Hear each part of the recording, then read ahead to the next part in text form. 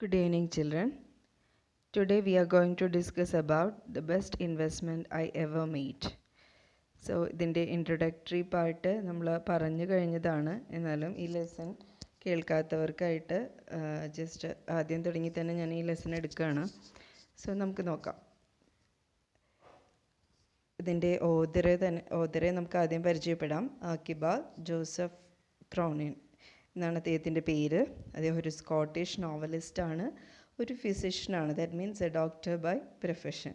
ഇപ്പോൾ അദ്ദേഹം ഒരു ഡോക്ടർ ആയതുകൊണ്ട് തന്നെ അദ്ദേഹത്തിൻ്റെ ഇവിടെ പറയുന്നുണ്ട് ക്രോണിക് അൾസറായിട്ട് റെസ്റ്റ് എടുത്തിരുന്ന ഒരു സമയത്താണ് അദ്ദേഹം ഒരു 6 monthsോളം അദ്ദേഹത്തിന് കംപ്ലീറ്റ് റെസ്റ്റ് എടുക്കേണ്ടി വന്നു. ആ സമയത്താണ് അദ്ദേഹം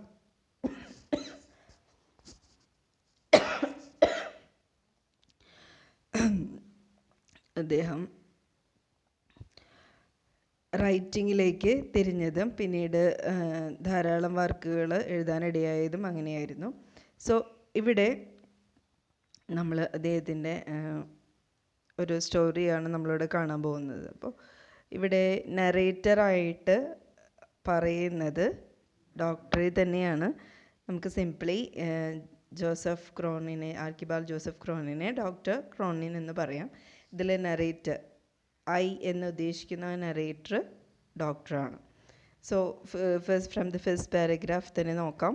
on the second day out from ന്യൂയോർക്ക്, while making the round of Promenade Deck, I suddenly became aware that one of the passengers was watching me closely, following me with his gaze every time I passed. അപ്പോൾ ഇദ്ദേഹം ഒരു ship ജേണിയുടെ ഇടയ്ക്ക് അദ്ദേഹത്തിന് ഉണ്ടായൊരു അനുഭവമാണ് അദ്ദേഹം പറയുന്നത്. So അദ്ദേഹം പ്രോമിനേഡ് means public place ആണ്. പബ്ലിക് കപ്പലിൻ്റെ മേൽത്തട്ടിൽ വോയേജേഴ്സിന് ഷിപ്പിൽ ഉള്ളവർക്ക് നടക്കാൻ വേണ്ടിയിട്ടുള്ള തുറന്ന സ്ഥലം ഉണ്ടാവും.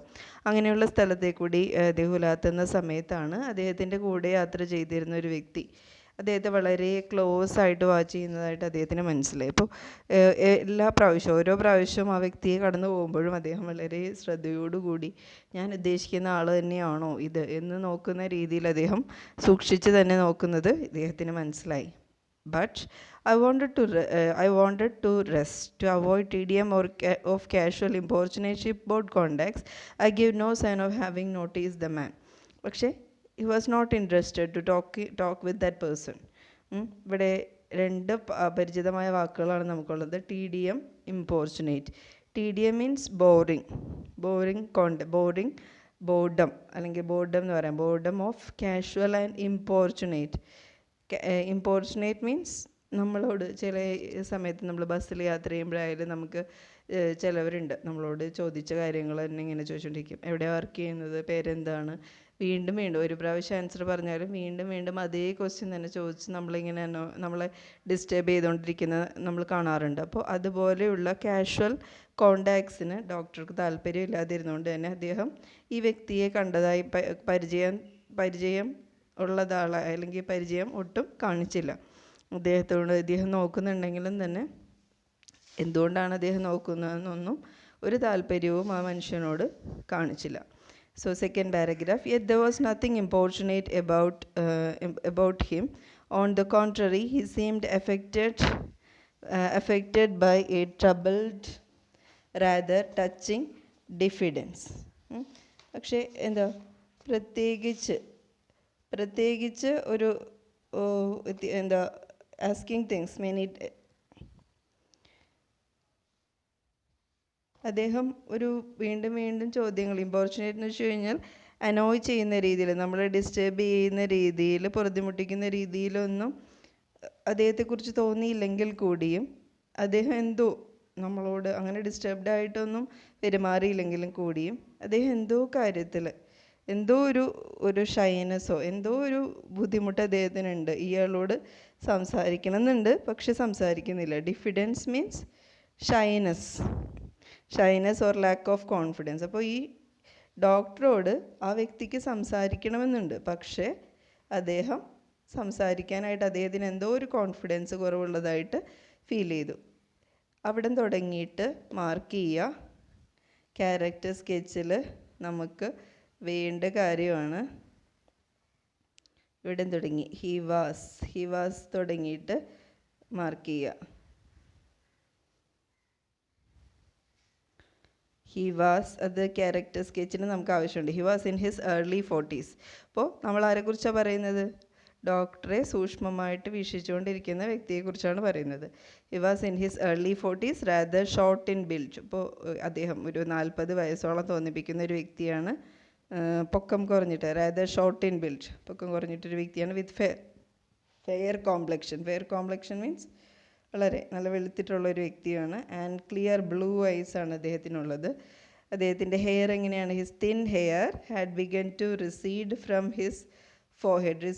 റിസീഡിൻ്റെ മീനിങ് എന്താണ്? To stop growing of hair at the front of the head. അപ്പോൾ had begun to recede from his forehead, അവിടെ തുടങ്ങി, മുടി അവിടെ തുടങ്ങിയില്ല. His thin hair began to recede, stop, അവിടെ വരെ ഉള്ളൂ, ഫോർഹെഡ് വരെ, അധികം ഫോർഹെഡിലേക്ക് മുന്നോട്ടായിട്ട് നിൽക്കുന്നില്ല.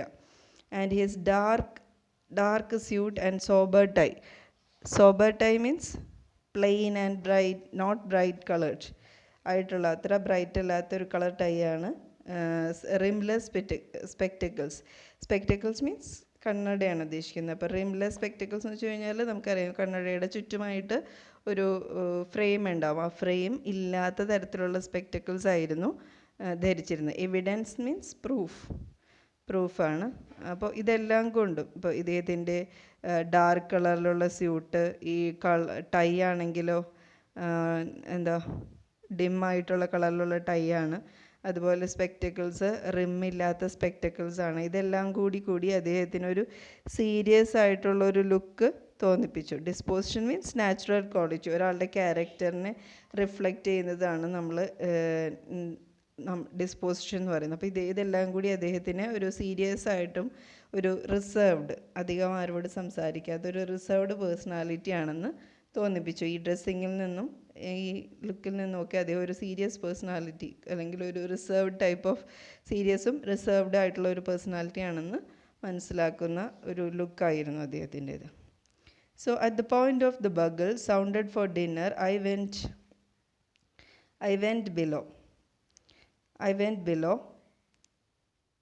അപ്പോൾ ബഗിൾ, ഭക്ഷണം കഴിക്കാനുള്ള ശബ്ദം വന്നതോടുകൂടി ഇദ്ദേഹം താഴേക്ക് പോവുകയാണ്.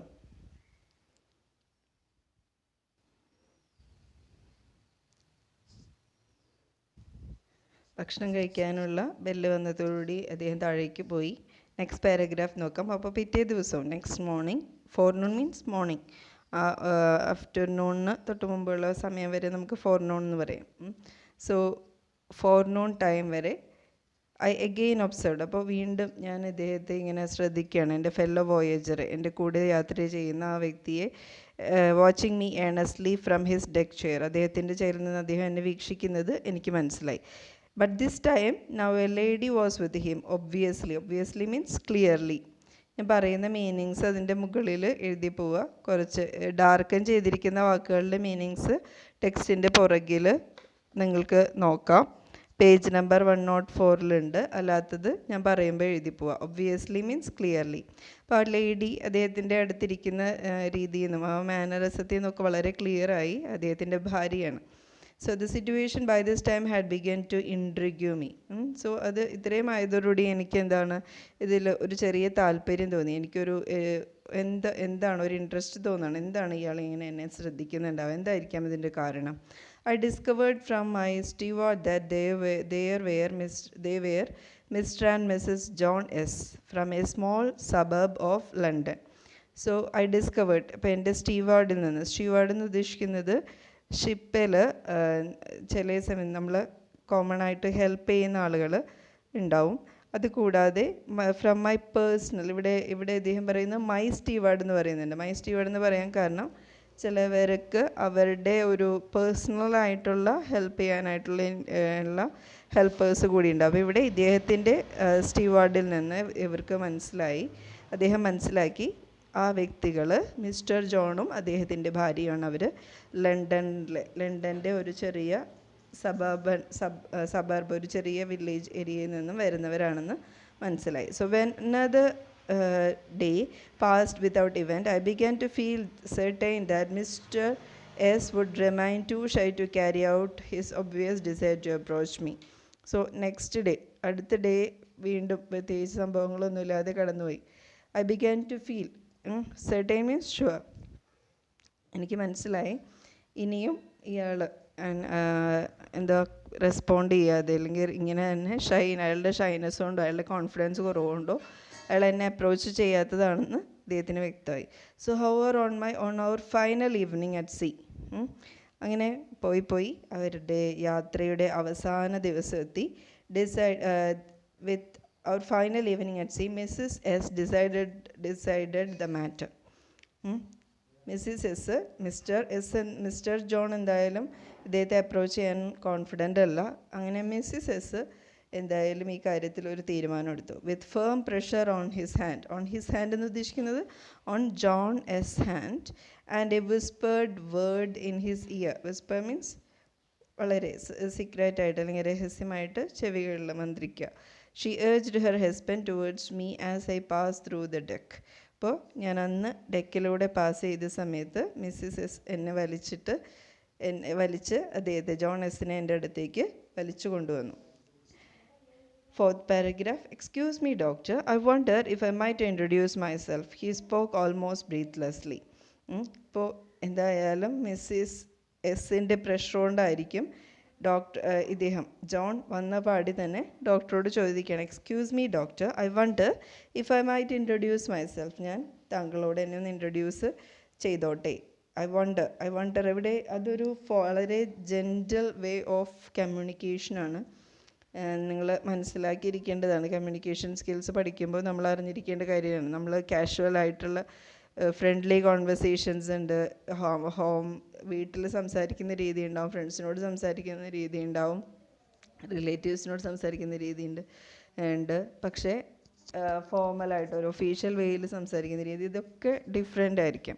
അപ്പം ഇവിടെ വളരെ ജെൻറ്റലായിട്ട് ഡോക്ടറിനെ അപ്രോച്ച് ചെയ്യുന്നൊരു രീതിയാണ് നമ്മൾ കാണുന്നത്. Excuse me doctor, I wonder if I might introduce myself. വളരെ ജെൻറ്റിലായിട്ട് അദ്ദേഹം ചോദിക്കുകയാണ്, ഡോക്ടർ ഞാൻ താങ്കളോട് എന്നെ ഒന്ന് ഇൻട്രൊഡ്യൂസ് ചെയ്തോട്ടെ. അതും അദ്ദേഹം പറഞ്ഞത് he was afraid, he was not confident enough to speak with that doctor. That is why he speak almost breathlessly. ഒറ്റ ശ്വാസത്തിലാണത് പറഞ്ഞു തീർത്തത്. ഓഫറിങ് മീ, എന്നിട്ട് അപ്പം തന്നെ എന്തും കൂടി ചെയ്യുന്നുണ്ട്, ഒരു വിസിറ്റിംഗ് കാർഡ്. അദ്ദേഹത്തിൻ്റെ കയ്യിലൊരു വിസിറ്റിംഗ് കാർഡ് ഉണ്ടായിരുന്നു അദ്ദേഹത്തിൻ്റെ. ആ വിസിറ്റിംഗ് കാർഡ് കൂടി ഇദ്ദേഹത്തിന് കൊടുത്തിട്ടാണ്, ഡോക്ടറിന് കൊടുത്തിട്ടാണ് ഇദ്ദേഹം ഇത് പറഞ്ഞത്. അതോടൊപ്പം തന്നെ അദ്ദേഹം ഒരു കാര്യം കൂടി ചെയ്യുന്നുണ്ട്, studying my face to see if the name meant anything to me. അപ്പോൾ വിസിറ്റിംഗ് കാർഡിൽ ജോൺ എസിൻ്റെ നെയിം എഴുതിയിട്ടുണ്ട്. അപ്പോൾ ആ ജോൺ എസിൻ്റെ നെയിം കണ്ടിട്ട് എന്തെങ്കിലും ചേഞ്ചസ് ഡോക്ടറിൻ്റെ ഫേസിൽ വരുന്നുണ്ടോ എന്നുകൂടി ജോൺ നോക്കുന്നുണ്ടായിരുന്നു. Then as it plainly did not, he went on with the same awkwardness. അപ്പോൾ ഡോക്ടറിൻ്റെ മുഖത്ത് യാതൊരു മാറ്റവും കാണാതെ ആയപ്പോൾ വീണ്ടും അദ്ദേഹത്തിന് ഒരു ചെറിയ കോൺഫിഡൻ്റ് അല്ലെങ്കിൽ കൂടിയും അദ്ദേഹം വീണ്ടും സംസാരിക്കുകയാണ്. If you could spare a few minutes my wife and I would like to have a word with you. Again it's a very gentle way of communication. If you could spare a few minutes, കുറച്ച് സമയം താങ്കൾ എന്നോട് spend ചെയ്യുകയാണെങ്കിൽ എനിക്ക് എൻ്റെ വൈഫിനും താങ്കളോട് കുറച്ച് കാര്യങ്ങൾ സംസാരിക്കാനുണ്ടായിരുന്നു. താങ്കൾക്കത് ചെയ്യാമെങ്കിൽ. വളരെ ജെൻറ്റിലായിട്ടാണ് അദ്ദേഹം അത് ചോദിക്കുന്നത്. 5th paragraph. A moment later I was occupying the vacant chair beside them. ഞാൻ അവരുടെ അടുത്ത് ഇരുന്നു, അവരുടെ അടുത്ത് ഒഴിഞ്ഞു കിടന്നിരുന്ന ചെയറിലിരുന്നു. Haltingly he told me that this had been their first visit to America. Haltingly means they are not speaking in he is not speaking in a fluent way, but അവിടെ ഇവിടെ സ്റ്റോപ്പിംഗ് ആൻഡ് സ്റ്റാർട്ടിങ് അവിടെ ഇവിടെയൊക്കെ തപ്പിത്തടഞ്ഞിട്ടാണ്.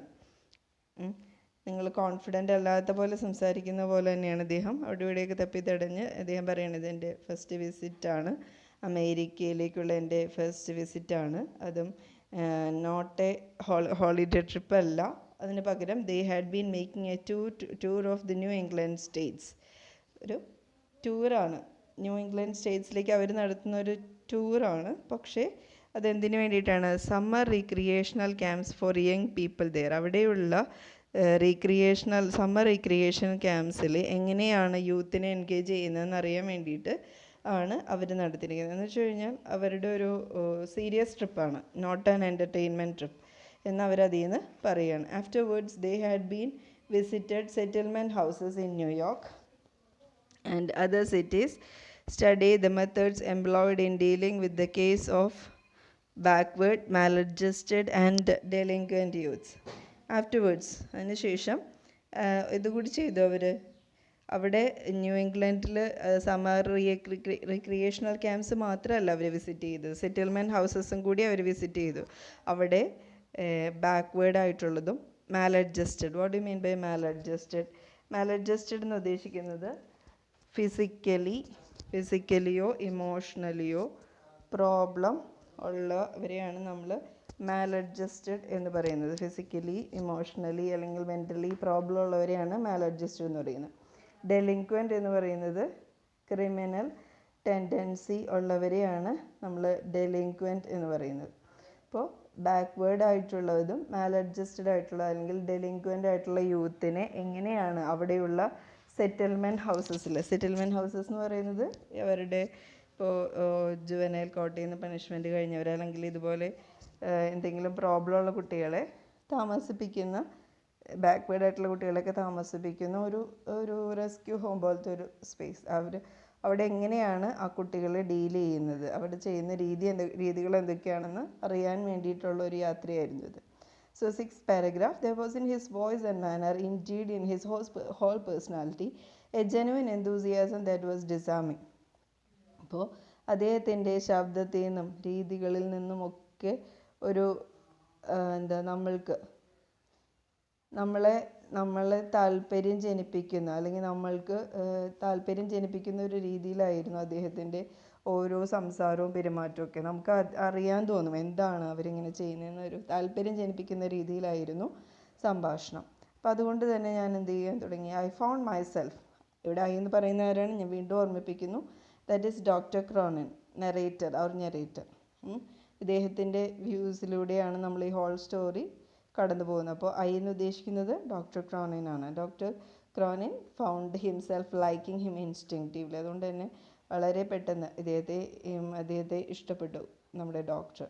Questioning him further, I learned that he and his wife had been active for last 15 years in the field of youth welfare. So from them, it was very clear for Dr. Cronin that for last 15 years, കഴിഞ്ഞ 15 വർഷത്തോളമായിട്ട് അവർ youth welfare ആക്ടിവിറ്റീസിൽ വളരെയധികം engaged ആയിട്ടിരിക്കുന്ന ഒരു കപ്പിളാണെന്ന് അവരിൽ നിന്നും ഇദ്ദേഹം മനസ്സിലാക്കി. And he was by profession. പക്ഷേ അദ്ദേഹം അത് മാത്രം ചെയ്യുന്ന ഒരാളല്ല. അദ്ദേഹം ബൈ പ്രൊഫഷൻ ഒരു ലോയറാണ്. Solicitor means lawyer who engage with legal documents. ലോയറാണ്. പക്ഷേ അത് കൂടാതെ ഈ ഒരു ചാരിറ്റബിൾ ഓർഗനൈസേഷൻ്റെ ബോയ്സിനെയും ഗേൾസിനെയും ഒക്കെ കെയർ ചെയ്യുന്ന, സിറ്റി സ്ലംസിൽ നിന്നുള്ള ബോയ്സിനെയും ഗേൾസിനെയും ഒക്കെ കെയർ ചെയ്യുന്ന ഒരു ചാരിറ്റബിൾ ഓർഗനൈസേഷൻ്റെ ഒരു ഡയറക്ടർ മെമ്പർ കൂടിയാണ്. അതും എങ്ങനെയുള്ള കുട്ടികളെയാണ് അവിടെ സംരക്ഷിക്കുന്നത്? സ്ലം ഏരിയകളിൽ നിന്നും ബാൻ ചെയ്യപ്പെട്ട സ്ലം ഏരിയകളിൽ നിന്നും അഡോപ്റ്റ് ചെയ്യപ്പെട്ട കുട്ടികളെയാണ് കൂടുതലും അവിടെ താമസിപ്പിച്ചിരിക്കുന്നത്. എന്ന് വെച്ച് കഴിഞ്ഞാൽ ഫുള്ളായിട്ടും അവർ താമസിക്കാൻ പൂർണ്ണമായിട്ടും സ്ഥലം നഷ്ടപ്പെട്ട് എന്ത് ചെയ്യണമെന്നറിയാതെ നിന്ന് പോകുന്ന യൂത്ത്, അങ്ങനെയുള്ളവരെയാണ് കൂടുതലും അവിടെ താമസിപ്പിച്ചിരിക്കുന്നത്. So as he spoke with real feeling, I got a vivid picture. Vivid means clear picture of the work these two people were doing. 7th paragraph. അപ്പോൾ കൂടുതൽ അവർ പറഞ്ഞതോടെ അവരുടെ ആ ഒരു ദ വേ ഓഫ് ടോക്കിങ്ങിൽ നിന്ന് അവർ പറയുന്നതിൽ റിയൽ ഫീലിംഗ് ഉണ്ടായിരുന്നു. ആ ഫീലിങ്ങിൽ നിന്ന് തന്നെ ഇദ്ദേഹത്തിന് മനസ്സിലായി ഇവർ ചുമ്മാ വെറുതെ പറയുന്നതല്ല, അവർ സിൻസിയറായിട്ട് തന്നെ ഈ വർക്ക് ചെയ്യുന്നുണ്ടെന്ന് അവരുടെ വാക്കുകളിൽ നിന്ന് തന്നെ ക്ലിയർ ആയിരുന്നു. So I learned how they took derelict adolescent. Derelict means വളരെ ബാഡ് കണ്ടീഷനിലുള്ള adolescent from juvenile courts. Adolescent എന്ന് പറയുന്നത് ഏത് ഏജാണ്? നമ്മൾ കൂടുതലും ടീനേജ് ആയിട്ടുള്ള വരെയാണ് നമ്മൾ അഡോളസെൻ്റ് എന്ന് പറയുക.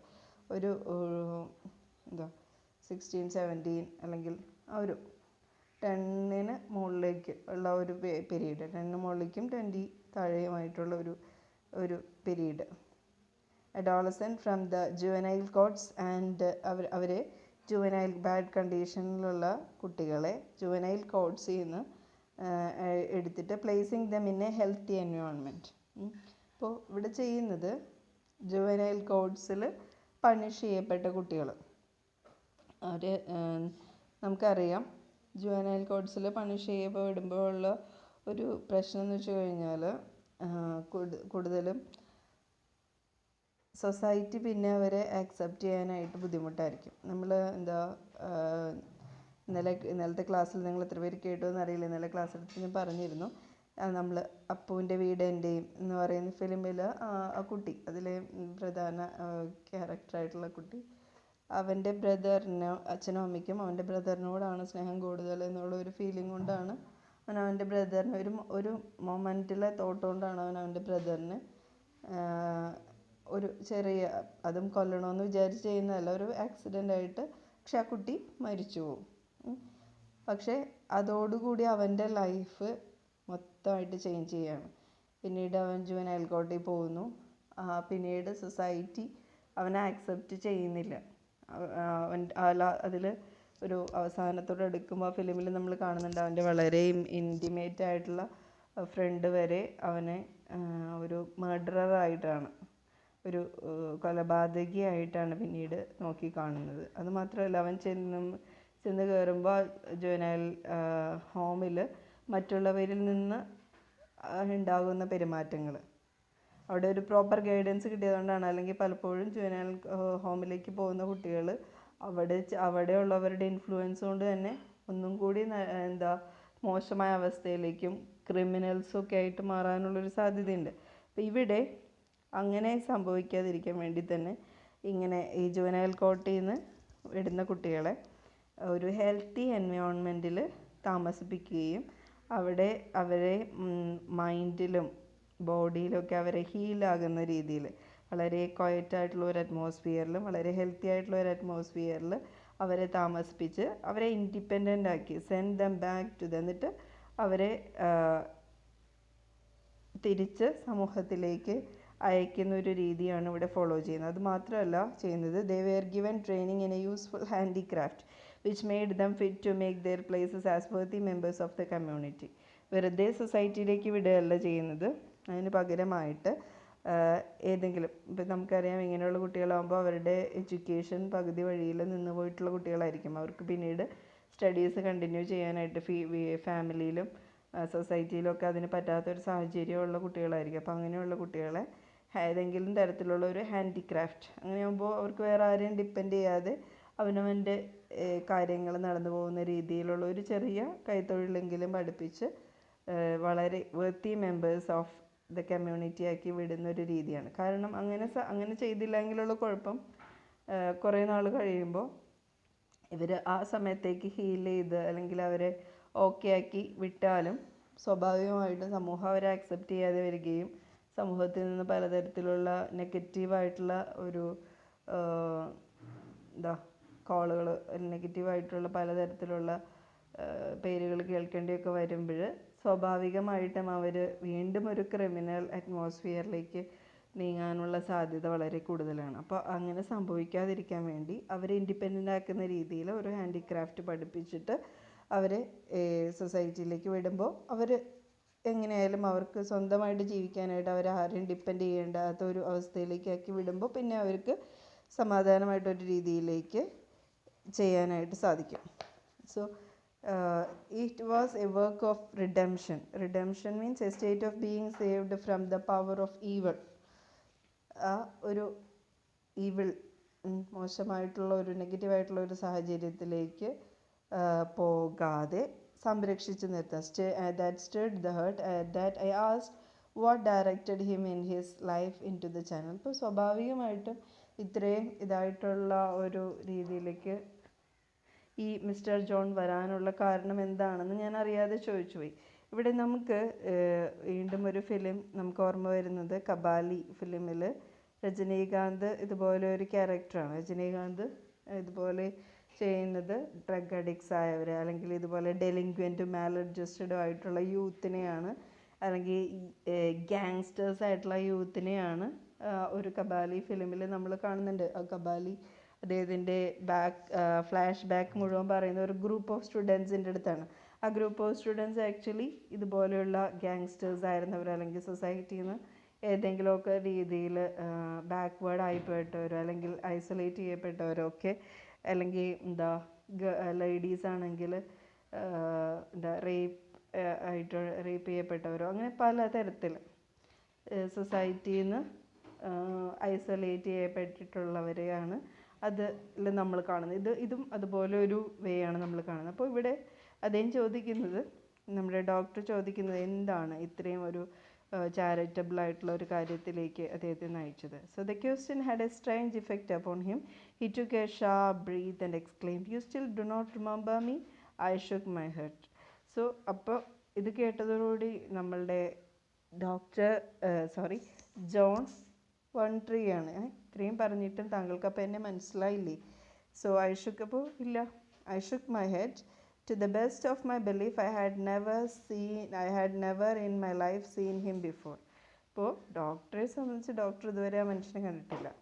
നമ്മൾ പറയാറുണ്ടല്ലേ, നമ്മൾ ഡോക്ടർ എന്ന് പറയുമ്പോൾ ഡോക്ടർക്ക് ഒത്തിരി പേഷ്യൻസ് ഉണ്ടാവും. പക്ഷെ നമ്മൾ ഡോക്ടറെ ഓർത്തിരിക്കും, നമ്മൾ പോയി കാണുന്നത് ഒരേ ഡോക്ടർ തന്നെയാണെങ്കിൽ, അല്ലെങ്കിൽ ഒരു 3-4 പ്രാവശ്യം നമ്മൾ ലൈഫ് ടൈമിൽ കണ്ടിട്ടുള്ള ഒരു ഡോക്ടറാണെങ്കിൽ നമ്മൾ ഓർത്തിരിക്കും. പക്ഷേ ഒരു ഡോക്ടർ അദ്ദേഹത്തിന് വന്ന എല്ലാ പേഷ്യൻസിനെയും ഓർത്തിരിക്കുക എന്ന് പറഞ്ഞാൽ ഇറ്റ്സ് നോട്ട് പോസിബിൾ. അപ്പോൾ ഇവിടെയും ഇതുപോലെ തന്നെയാണ്, ഡോക്ടർ ഇദ്ദേഹത്തെ മറന്നേ പോയി. അപ്പോൾ എന്തായിരുന്നു അവർ തമ്മിലുള്ള ഒരു കണക്ഷൻ നമുക്ക് നോക്കാം.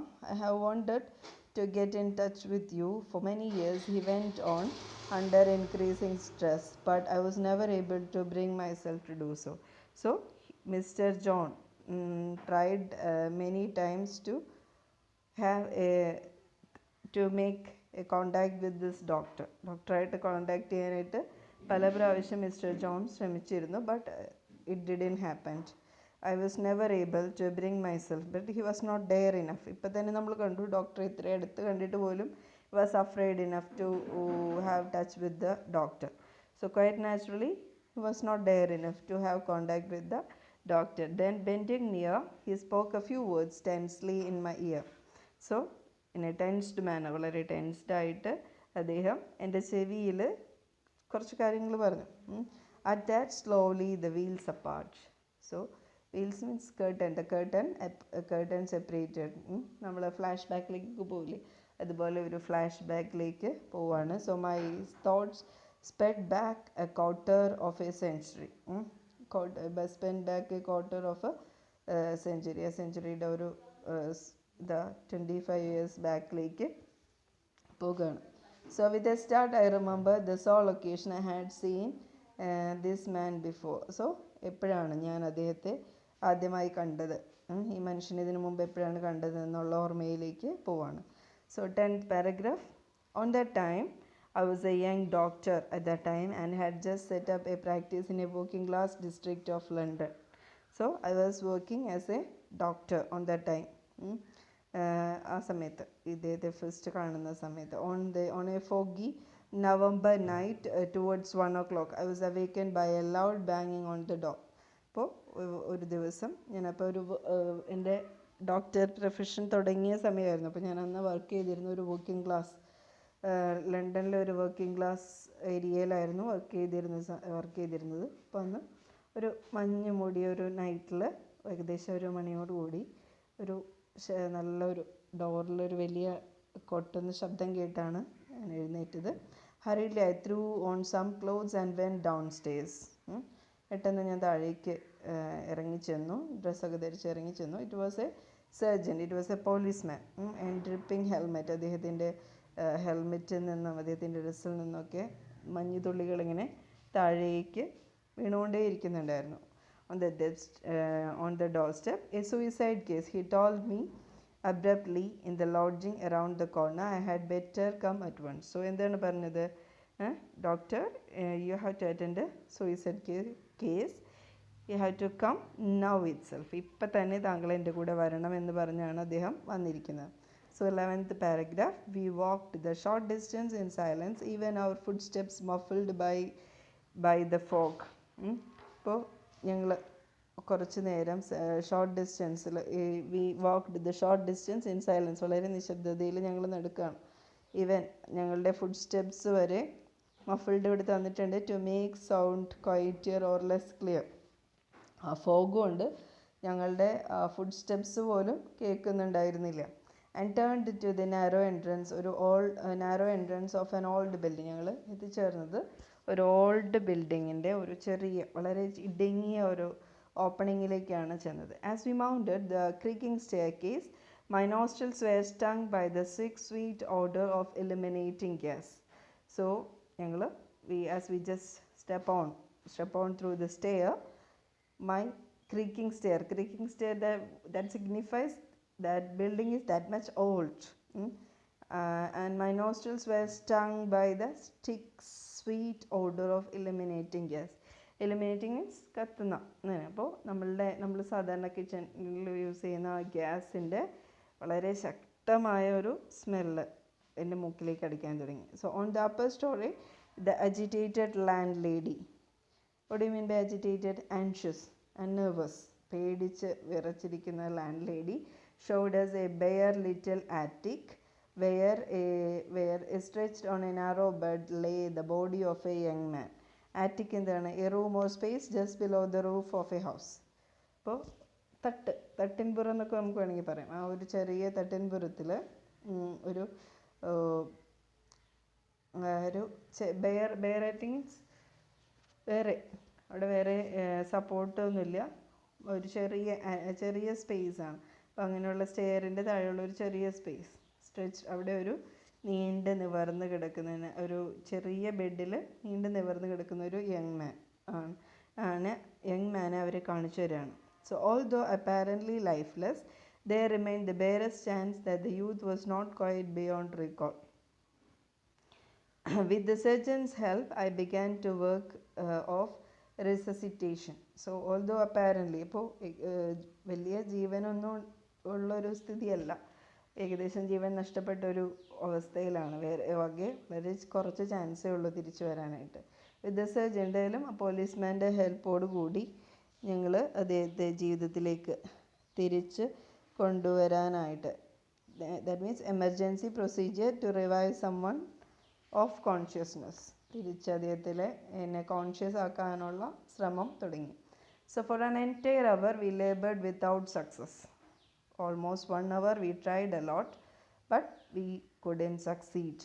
1 മണിക്കൂർ ശ്രമിച്ചിട്ടും യാതൊരു ഫലം ഉണ്ടായില്ല. Despite our strenuous extensions. Strenuous means it's given just at the back of your textbook. Strenuous means needing great effort and energy. വളരെ അധികം അവർ ട്രൈ ചെയ്തെങ്കിൽ കൂടി the patient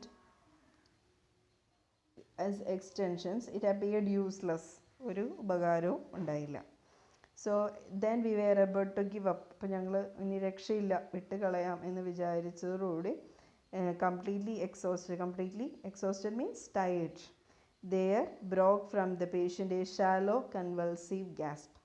അപ്പോഴാണ് ഞങ്ങൾ എന്തായാലും ഇനി രക്ഷയില്ല, ഇത്രയും നേരം ശ്രമിച്ചിട്ട് ഒരു രക്ഷയില്ല, വിടാമെന്ന് വിചാരിച്ചപ്പോഴാണ് പെട്ടെന്ന് ഒരു convulsive gasp it's given there means sudden and impossible to control.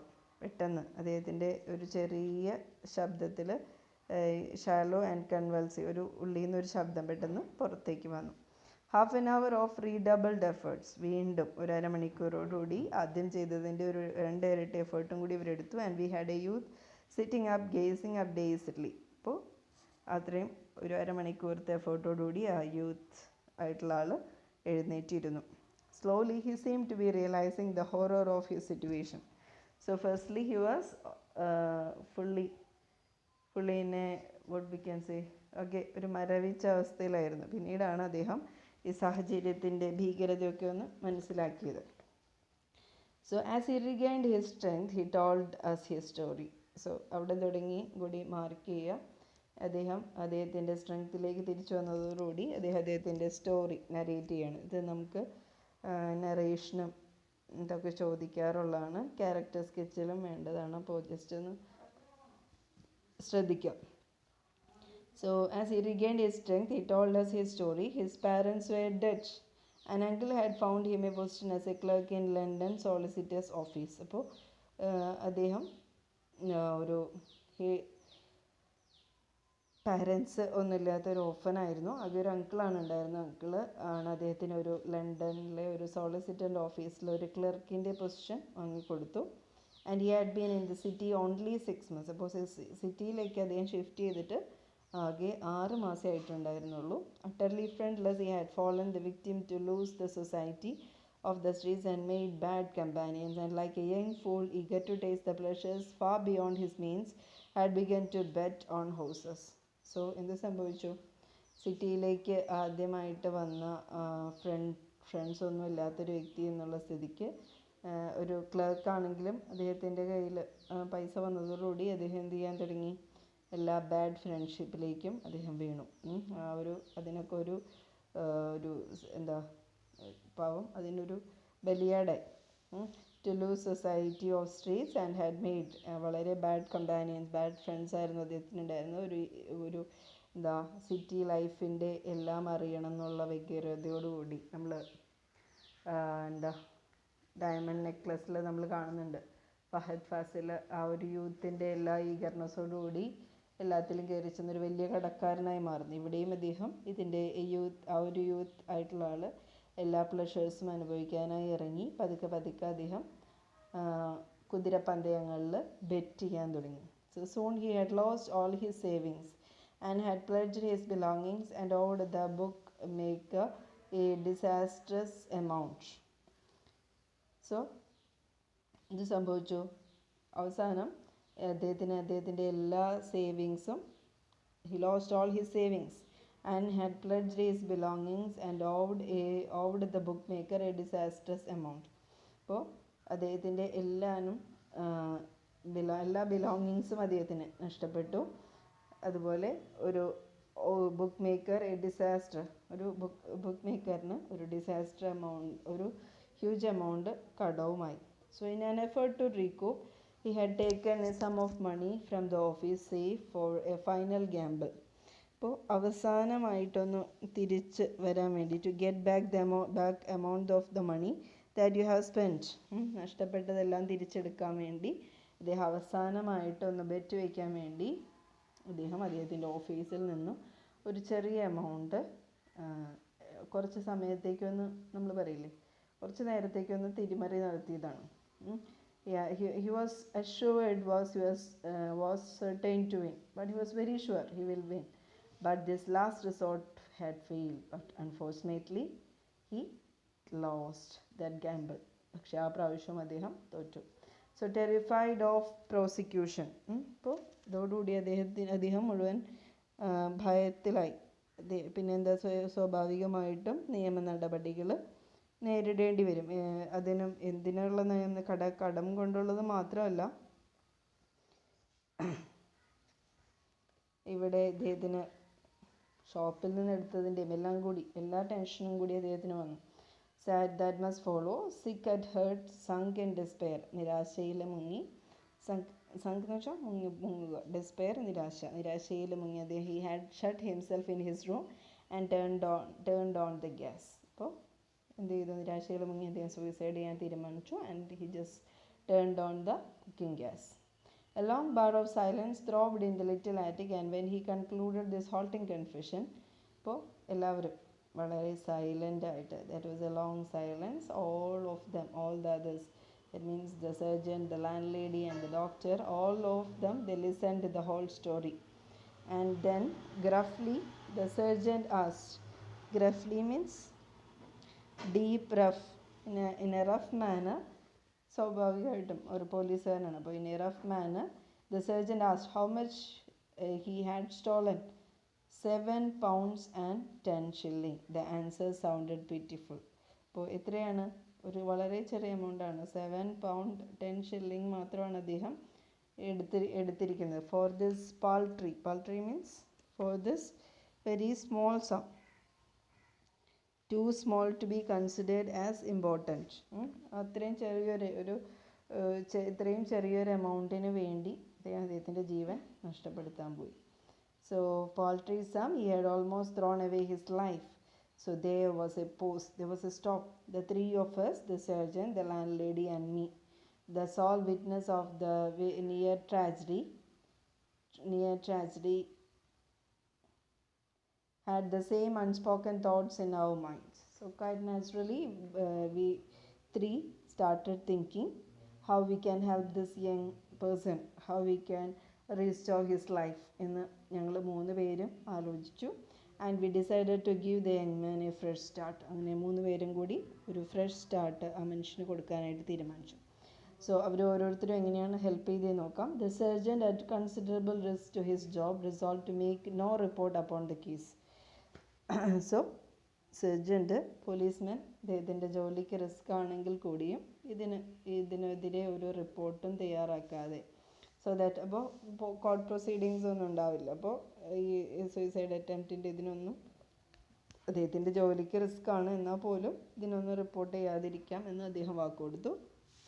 The landlady offered a month's free board until he should get upon his feet again. Land ഉറപ്പ് കൊടുത്തത് 1 മാസം അവിടെ ഫ്രീ ആയിട്ട് തന്നു. അത് അവൻ്റെ സ്വന്തം കാലിലാവ് നിൽക്കുന്ന ഒരു സമയം വരെ 1 മാസത്തോളം അവന് അവിടെ ഫ്രീ ആയിട്ട് താമസിക്കാം. While I making perhaps the least contribution, ഞാനായിരുന്നു അവരിലെല്ലാത്തിലും ഏറ്റവും ചെറിയ കോൺട്രിബ്യൂഷൻ കൊടുത്തത് ഞാനായിരുന്നു. The 7 pounds 10 shilling for him to put back off his safe. Office സേഫിലേക്ക് തിരിച്ചു വെക്കാനായിട്ടുള്ള ആ ചെറിയ എമൗണ്ട്. കാരണം സേഫിലേക്ക് അദ്ദേഹം തിരിച്ചു വെച്ച് കഴിഞ്ഞാൽ ഓഫീസിലാരും ഈ സംഭവങ്ങളൊന്നും അറിയില്ല. ഇദ്ദേഹത്തിന് തിരിച്ച് കോർട്ട് പ്രൊസീഡിങ്സ് ഒന്നും ഇല്ലാതെ ഇദ്ദേഹത്തിന് തിരിച്ച് ലൈഫിലേക്ക് വരാം. അപ്പോൾ ആ ഒരു ഉറപ്പോടുകൂടി ആ ചെറിയ എമൗണ്ട് കൊടുത്തത് ഡോക്ടറായിരുന്നു. So the ship moved on through the still darkness of the night. There was no need of speech. With a tender gesture, Mrs. S had taken her husband's hand. അപ്പോൾ വിത്ത് എ ടെൻഡർ, ഒരു ചെറിയ ഇതോടുകൂടി ജോണസിൻ്റെ wife അദ്ദേഹത്തിൻ്റെ കൈയെടുത്ത് സ്വന്തം കൈകളിലേക്ക് വയ്ക്കുകയാണ്. And we sat in silence. I could not but reflect it was the best investment I had ever made in my life. So doctor realized himself that even if it is a very small sum of money that saved not only one life, it is continuing through a lot of lives. കാരണം അദ്ദേഹത്തിന് ഒരു ചെറിയ ആളെ രക്ഷിക്കാനായിട്ട് അദ്ദേഹം മുടക്കിയ ഒരു ചെറിയ മണി, അതിൽ നിന്ന് രക്ഷപ്പെട്ട ആ മനുഷ്യൻ അദ്ദേഹത്തിന് കിട്ടിയ ഒരു ചാരിറ്റി അല്ലെങ്കിൽ അദ്ദേഹത്തിന് കിട്ടിയ ഒരു ഹെൽപ്പ് ഹീ സ്റ്റിൽ കണ്ടിന്യൂയിങ്. അദ്ദേഹത്തിന് കിട്ടിയ ഒരു 2ാം ജീവിതം ആ ഒരു നന്ദിയായിട്ട് അദ്ദേഹം അതിപ്പോഴും ഒരു കൂട്ടം യുവാക്കളിലേക്ക് അദ്ദേഹം തുടർന്നു കൊണ്ടുപോവാണ്. ജീവിതത്തിൽ പലതും നഷ്ടപ്പെട്ടതും അല്ലെങ്കിൽ ഒറ്റയ്ക്കായിപ്പോയ യൂത്ത് ആയിട്ടുള്ളവരെയൊക്കെ അദ്ദേഹം സഹായിച്ചുകൊണ്ടേയിരിക്കുകയാണ്. അപ്പോൾ ഡോക്ടർക്ക് തോന്നുകയാണ്, സോ ഞാൻ നടത്തിയ ഏറ്റവും വലിയ ഇൻവെസ്റ്റ്മെൻ്റ് ആണിത് ലൈഫിൽ ഞാൻ നടത്തിയ. കാരണം ഞാനൊരു ചെറിയ എമൗണ്ട് ഓഫ് മണിയാണ് കൊടുത്തതെങ്കിലും അതിപ്പോൾ ഒരു വലിയ ചാരിറ്റബിൾ ഓർഗനൈസേഷനായിട്ട് എൻ്റെ ചെയ്ത് നിൽക്കുന്നു. So it had paid me no dividends in worldly goods but had turned out to be immensely profitable. അപ്പോൾ അത് എനിക്ക് ഡിവിഡൻസ് നമ്മൾ ഫിസിക്കലി നോക്കുകയാണെങ്കിൽ അതിന് ഡിവിഡൻസ് ഒന്നും അതിൻ്റെ പ്രോഫിറ്റ് ഒന്നും എനിക്ക് കിട്ടിയിട്ടില്ല. പക്ഷേ അതിനേക്കാൾ എത്രയോ വലിയൊരു പ്രോഫിറ്റാണ്, എത്രയോ വലിയൊരു ലാഭമാണ് അത് നേടി തന്നിരിക്കുന്നത്. And it stood against all the bad investment I had made throughout the year, those foolish speculations for material gain, producing only anxiety, disappointment and frustration. അപ്പോൾ അദ്ദേഹം ചിന്തിക്കുകയാണ്, ഈ വർഷങ്ങളിൽ മുഴുവനും ഞാൻ നടത്തിയ എൻ്റെ foolish speculation means calculations. Foolish സ്പെക്കുലേഷനിൽ നമ്മൾ ഷെയർ മാർക്കറ്റിലിടും, FDയിൽ ഇൻവെസ്റ്റ് ചെയ്യും, ബിസിനസ്സിൽ ഇൻവെസ്റ്റ് ചെയ്യും. ഇതിലൊക്കെ നമ്മളെന്താ ഏത് ചെയ്താലാണ് ഏറ്റവും ബെനിഫിറ്റ് ഉണ്ടാവുക എന്നിങ്ങനെ ചിന്തിച്ച് കാൽക്കുലേറ്റ് ചെയ്തൊക്കെയാണ് നമ്മൾ ഇൻവെസ്റ്റ് ചെയ്യുക. മെറ്റീരിയൽ ഗെയിന് വേണ്ടി നമ്മൾ ഓരോന്നിലും മാറി മാറി മാറി ഇൻവെസ്റ്റ് ചെയ്യും. പക്ഷേ അതൊക്കെ അവസാനം എന്താണ് ഉണ്ടാവുക? കുറേ ടെൻഷൻ, കുറേ നിരാശ, കുറേ ഫ്രസ്ട്രേഷനൊക്കെയാണ് ഇത് തരിക. പക്ഷേ അതിനേക്കാളൊക്കെ പ്രോഫിറ്റബിളാണ് ഇവിടെ തന്ന ഈ ഒരു ഇൻവെസ്റ്റ്മെൻറ്റ് എന്നുള്ള തിരിച്ചറിവിലേക്ക് അദ്ദേഹം വരികയാണ്. ഏറ്റവും വലിയ ഇൻവെസ്റ്റ്മെൻ്റ് ആണ് അദ്ദേഹം അന്ന് ചെയ്ത ആ ഒരു ചെറിയ സം ഓഫ് മണി, ഒരു 7 പൗണ്ട്സ് 10 ഷില്ലിംഗ് ആണ് അദ്ദേഹം അന്ന് ഇൻവെസ്റ്റ് ചെയ്തത്. പക്ഷേ അത് അദ്ദേഹത്തിൻ്റെ ജീവിതത്തിലെ ഏറ്റവും വലിയ ഇൻവെസ്റ്റ്മെൻ്റ് ആണെന്ന് ഉള്ള തിരിച്ചറിവിലേക്ക് ഡോക്ടർ വരികയാണ്. നമ്മളും പലപ്പോഴും ആലോചിക്കാറുണ്ട്, നമ്മുടെ ലൈഫിൽ നമ്മൾ നടത്തിയ ഇൻവെസ്റ്റ്മെൻറ്റിൽ നമ്മൾ മെറ്റീരിയൽ ഗെയിനേക്കാളും കൂടുതൽ ചിലപ്പോൾ നമ്മൾ കൊടുക്കുന്ന ഒരു ചിരിയായിരിക്കാം ഒരാളുടെ ലൈഫ്, അല്ലെങ്കിൽ നമ്മൾ കൊടുക്കുന്ന ഒരു ചെറിയ ഹെൽപ്പായിരിക്കാം, ഒരു ചെറിയ സപ്പോർട്ടായിരിക്കാം ഒരു പക്ഷേ നമ്മുടെ ഏതെങ്കിലും ഒരു സുഹൃത്തിനെ രക്ഷിക്കുന്നത്, അല്ലെങ്കിൽ ആ സുഹൃത്തിനെ ജീവിതത്തിലേക്ക് കൊണ്ടുവരുന്നത്, അല്ലെങ്കിൽ ആ കുടുംബത്തിനെ തന്നെ മാറ്റിമറിക്കുന്ന ആ ഒരു ചെറിയ സുഹൃത്തിൻ്റെ തിരിച്ചുവരവ് ചിലപ്പോൾ ഒരു കുടുംബത്തെയോ അല്ലെങ്കിൽ ഒരു വലിയ ലോങ് ചെയിൻ ഓഫ് ഇവൻസിനെ മാറ്റിമറിക്കാം. അതുകൊണ്ട് നമ്മൾ ഒരിക്കലും സഹായിക്കാൻ കിട്ടുന്ന ഒരവസരവും വിട്ടുകളയരുത്. നിങ്ങളെക്കൊണ്ട് പറ്റുന്ന ചെറിയ സഹായങ്ങൾ എപ്പോഴും നിങ്ങൾ ചെയ്യണം. അതൊരു ചെറിയ ചിരിയാണെങ്കിൽ പോലും.